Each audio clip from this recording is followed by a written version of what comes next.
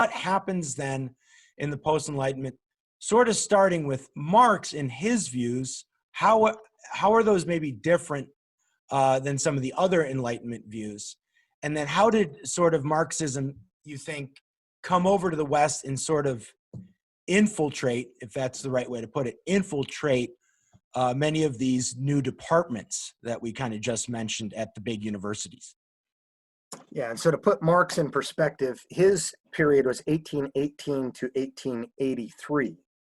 So right after the end of the Enlightenment, he would be marked as a postmodern thinker. Marx never had any arguments for God's non-existence. He just assumed that natural theology had been destroyed and biblical revelation was destroyed, and that religion was simply the opium of the masses, or the drug for those who, in a tough world, couldn't purchase opium to get through life. They had to purchase religion instead. And so religion is the opium of the masses, the poor sigh of the oppressed. Religion was the sigh of the oppressed creature, and they became the oppressors with religion, as it turned out as well. But Marxism is often thought of in terms of an economic theory of communism. But really, critical economic criticism was his third more important issue. Right. His second more important was political criticism, and prior to that was religious criticism. So even going back to Marx, then it wasn't about capitalism versus communism.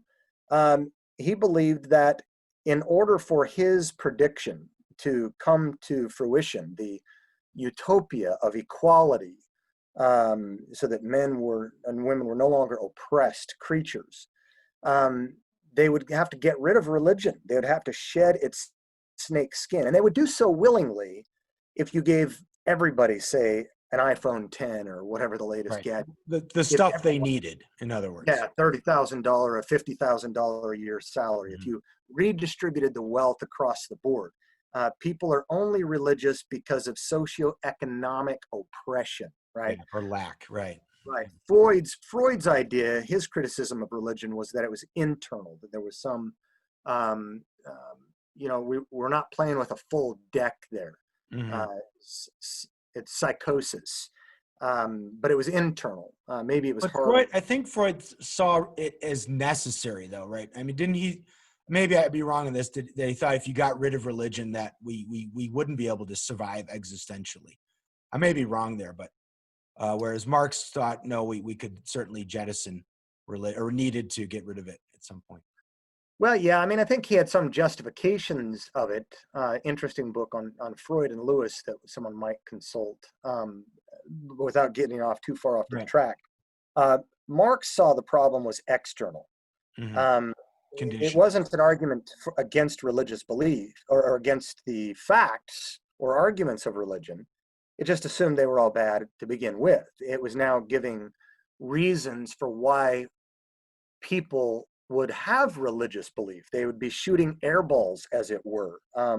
It's delusional. But why are they delusional? Because they are oppressed. They are socioeconomically oppressed. But if you redistribute the wealth and get the capitalists who are exploiting the workers off their backs, and then everybody would flourish. It would be utopia. People wouldn't want to compete anymore because humans aren't basically evil. They're maybe basically good, or at least neutral, but they'll all just get along. Right. That's kind of where Marx was. And it was almost like scientifically predicted. He thought that if the conditions were right, then people would simply revolt, and capitalism had its seeds of its own destruction. And so after, World War I came around, and the Marxists thought, here it comes. People are going to pull up their boots. The workers of the world are going to unite and throw off the shackles of the bourgeoisie, the ruling class. But they didn't. They pulled up their boots and they went to war with each other. And so after World War I, the Marxists got together and said, okay, we have to retool this. We have to rethink this. What's going on here? And they said there were some problems in Marx's thought. And one of them was looking at where to begin. The strategy, how to make this happen. It's not going to happen naturally. And we've got to think about the broader culture, not just the economic part of this, not just the class division. And so the cultural Marxists started with a term called critical theory. Hmm. comes from Kant, critical, critique of pure reason, the critique of practical reason, and so forth, critiquing the prevailing narratives. And for these critical theorists, they were trying to critique theory, the narratives of Western civilization, and critique, tear them down. The family, the economics, the religion, and so forth. And so this Frankfurt School of Critical Theory, as it was called, in Germany, in Frankfurt, Germany, arose. They're the popular ones, but there are many critical theories, but they're one of the popular ones. They rose up and they started thinking about how to go about this neo-Marxism or cultural Marxism. At the same time, there was an Italian neo-Marxist named Alberto Gramsci in Italy, and he talked about how, we can't go after the coercive elements of society like government and military and law enforcement. We've got to go after education and religion, the non-coercive elements of society, and the coercive elements will follow suit. So How the do you have Frankfurt, sort of a nonviolent revolution, right? sure, I mean, in Marx's writings, he talked about the guillotine. He thought that religion would shed itself. It's like a snakeskin. He was open to nominal religion, but at the end of the day, you couldn't have serious religion because Marxism is a state-building worldview. That's why it can never get along with Islam and Sharia law. Hmm. Look at Chechnya, for example. As we saw in Afghanistan as Yeah, well. that's right. Absolutely. So the Marxists and the Muslims couldn't get along unless there's someone else who's ruling a city. Then they come together for a temporary alliance, like we're seeing in Which America. we've seen play out as well in the Yes. But these neo-Marxists, then they thought, okay, what are we going to do? As they were planning, as they were scheming, Tony, it was a bad place to be if you were in Germany in 1933 right. as a And global. most of these thinkers were ethnically Jewish, as well. They had to Yes, get out of Dodge pretty quickly. yes, you had that. Most of them were Jewish, like Freud and like Marx. And Marx, right? Uh-huh. I think Marcuse and Horkheimer. I'm not sure Yeah, about Horkheimer, but I think Adorno was ethnically Jewish as well. They had to get out of there they and had to come get out of somewhere there. free You to were do a their thinking. Jew and you were a globalist socialist. The Nazis were also socialist. It's the National Socialist Party. Right. The Nazis were Antifa, or sorry, the globalists were Antifa. They were anti-fascists. Hmm. But they were still socialists, as we can see operating today, but we'll get there. And Stalin and Hitler never got along well. And, they had an alliance, but they did not like each other. And so what happened in 1933 when the Nazis rose to power is they had to get out of Dodge. They had to leave there. And where did they go? They went over the ocean and embedded themselves in Columbia Columbia University. and Brandeis and Mhm. yeah.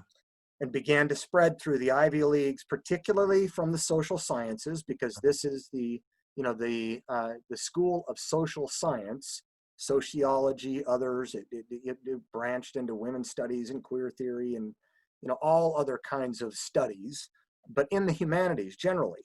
But these people were now talking about not just dividing people among economic class, but along the lines of every possible way of race, class, sex, gender, nationality, and so forth, and trying to criticize the heck out of the prevailing narrative of Western civilization. And they began to write all their famous pieces that were, at their apex, most salient, right at the time of the 60s sexual and student Hmm. revolution. And many of those people went on from there to go into academia and entered into the universities, furthering those ideologies, which still seem to be floating under the current. They weren't taken seriously, really, until you get to the 90s. And in the 90s, two things happened, Tony. Um, you still had naturalism, which was ruling the universities, but Hmm. naturalism created a lab for something to grow on its own in the humanities that they now have no control over. And that was this critical theory, Marxism, neo-Marxism. And what happened was that these people that the idea is that if you look at, again, philosophy, metaphysics, epistemology, and ethics, or what is real, how do I know real, what is real, how should I then live? It's essentially a view of reality where humans are at odds with one another in group identities. You're either part of the oppressor or the oppressed, the victim, the victimizer, the haves or the have-nots in race, class, sex, gender, and so forth. And you're at odds with one another in a constant interlocking fight. And then the goal, ultimately, the ultimate telos, is because of all those oppressions, those inequalities. Inequality entails somehow injustice. So if there's ever any inequality in race, class, sex, gender, it must be unjust. And so the goal is socially, group identity politics or identity power to liberate from socio-economic, race, class, sex, gender, ability, national, everything, liberate the oppressed. It is social justice. And the epistemology, the knowledge, is best known by those who are in an oppressed class or an oppressed state. They have a secret or esoteric, Gnostic kind of knowledge that we need to listen to. In virtue of their being oppressed, they have special knowledge. Yes.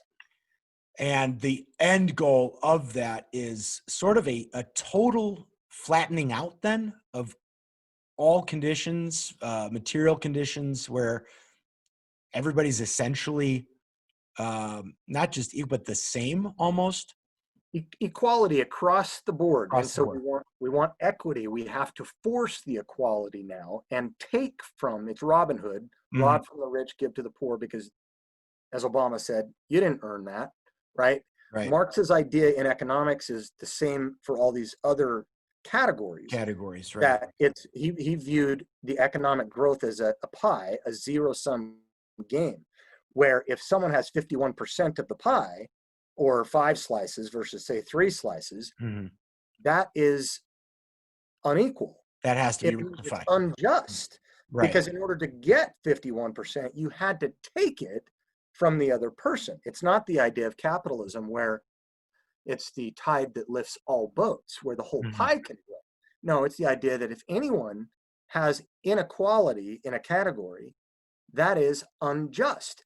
And so this neo-Marxism is about fighting back against the bourgeois, the ruling class, the oppressors in religion, Christianity, right. heteronormativity, marriage, anything that has been sort of the dominant view at all. Yeah, cisgender, what you were born with, as opposed to say transgender, sexual revolution, sexual rights, polyamory, again, race, class, sex, gender, everything across the board. It's very revolutionary.